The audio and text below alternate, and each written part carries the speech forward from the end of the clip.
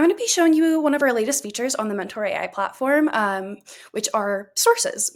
This is going to show up as the learner's asking questions. If you have those resources visible, the learner can actually reference those sources that the mentor has been trained on. And what this does is really helpful for combating hallucinations, and it also serves as a learning resource for the learners. And you'll see here under the settings of your mentor, you'll have data sets that you can train the mentor on. In this case, it's for a course, and this is trained on the syllabus, a couple of lectures, some other references here. Now, if we're using this as a learner and we want to see the sources, what we'll do is ask the mentor a question. In this case, I'm going to ask, what is the purpose of outbreak investigation? And you'll see in the chat that the mentor does respond, as it normally would. In this case, the system prompt does actually direct the learner exactly to the resource material.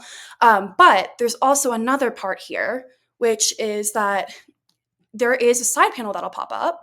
And once that side panel pops up, you can actually see the resources that come alongside it. And if you click on the document, you'll actually be able to access it as a learner. And again, you do have to have the resources marked as visible. If you don't want your learners to access the data sets for whatever reason, maybe you just want to train the mentor on it to be able to respond a certain way, but you don't want the answers, to be disseminated to learners, you'll just mark off this visibility. All right, and that's it. Thank you.